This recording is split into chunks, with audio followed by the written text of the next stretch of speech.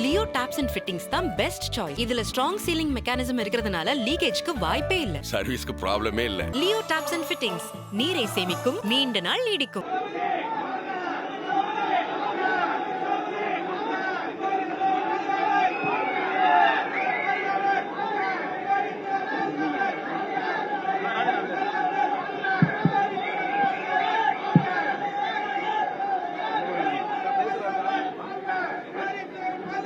அனைவருக்கும் வணக்கம்.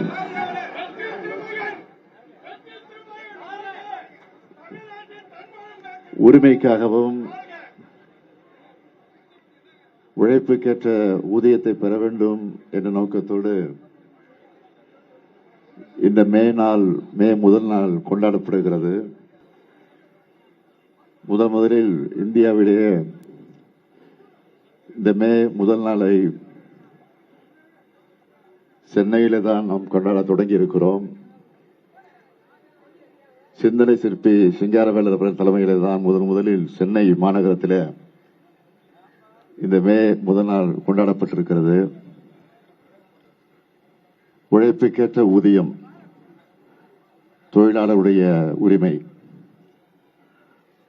அதேபோல் இன்றைக்கு நம்முடைய கழக தோழர்கள் உழைத்திருக்கக்கூடிய உழைப்புக்கு பலன் வருகிற 4ஆம் தேதி பெறவிருக்கிறோம். அதில் எந்த மாற்றமும் இல்லை, ஒரு துளி அளவு கூட மாற்றம் இல்லை என்பதை ஏதோ கருத்து கணிப்பின் அடிப்படையில் நான் சொல்லுகிறேன் என்று யாரும் கருத வேண்டிய அவசியம் இல்லை. கழகத்துடைய உணர்வை உணர்ந்து கொண்டிருக்கக்கூடிய காரணத்தால் அந்த கருத்தை நான் எடுத்து வைத்திருக்கிறேன், தவிர வேறல்ல. ஆக அதே நேரத்தில் இன்று மே முதல் நாளை இன்றைக்கு தொழிலாளருக்குரிய அந்த மரியாதையை, மதிப்பை, அவருடைய உரிமையை இன்றைக்கு கொண்டாடக்கூடிய வகையில் இந்த நாளை கொண்டாடி கொண்டிருக்கிறோம். மே முதல் நாள் பேரறிஞர் அண்ணா அவர்கள் முதலமைச்சராக பொறுப்பேற்றவுடன் விடுமுறையாக அதை அறிவித்து, அரசு விடுமுறையாக அதை அறிவித்து அதை கொண்டாட தொடங்கினார். ஊதியத்தோடு கூடிய விடுமுறையாக மட்டுமல்ல, அந்த விடுமுறை நாளை சட்டமாக்கி தந்தவர் அண்ணாவுக்கு பிறகு முதலமைச்சராக பொறுப்பேற்ற நம்முடைய முத்தமிழறிஞர் தலைவர் கலைஞர் அவர்கள். அது மட்டுமல்ல, தமிழ்நாட்டில் மட்டும்தான் இந்த மே முதல் நாள் கொண்டாடப்பட்டுக் கொண்டிருந்தது, அரசு விடுமுறையாக அறிவிக்கப்பட்டிருந்தது. இந்தியா முழுமைக்கும்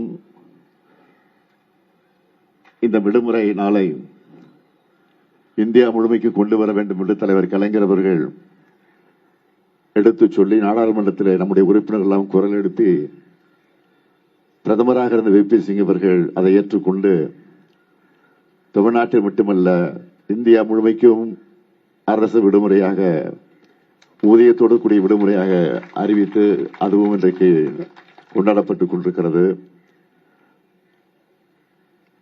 இன்னும் ஒரு 2-3 நாட்களில் நம்முடைய தேர்தல் முடிவை எதிர்பார்த்து காத்துக் கொண்டிருக்கக்கூடிய உங்களுக்கு ஒரு நல்ல செய்தி வரும் என்ற நம்பிக்கை எல்லாருக்கும் இருக்கிறது. இந்த சூழ்நிலையில் நான் தெரிவித்துக் கொள்ள விரும்புவது, எல்லாருக்கும் எல்லாம் என்ற தத்துவத்தோடு தான், அந்த கொள்கையோடு தான் நாம் ஆட்சியை நடத்தி கொண்டிருக்கிறோம். ஆக அது தொடரும் தொடரும் தொடரும் என்ற உறுதியை எடுத்துச் சொல்லி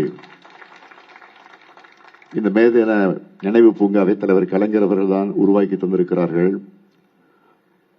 இந்த பூங்காவில் அமைக்கப்பட்டிருக்கக்கூடிய நினைவு சின்னத்தையும் தலைவர் கலைஞர் அவர்கள் தான் உருவாக்கி தந்தது மட்டுமல்ல, அது எப்படி அமைய வேண்டும் என்று பல முறை இந்த இடத்திற்கு நேரடியாக வந்து அதையெல்லாம் சரி செய்து அதை உருவாக்கி தந்திருக்கிறார்கள். இதற்காக இதை குறிப்பிட்டு சொல்கிறேன் என்று சொன்னால், தொழிலாளர்கள் மீது, தொழிலாளர் உரிமை மீது எந்த அளவுக்கு தலைவர் கலைஞர் அவர்கள் நம்பிக்கை வைத்திருந்தாரோ அந்த நம்பிக்கைக்கு பாத்திரமாக நான் மட்டுமல்ல, நாம் அனைவரும் ஒன்றிணைந்து பாடுபடுவோம், பணியாற்றுவோம், உழைப்போம் என்று சொல்லி விடைபெறுகிறேன். நன்றி, வணக்கம்.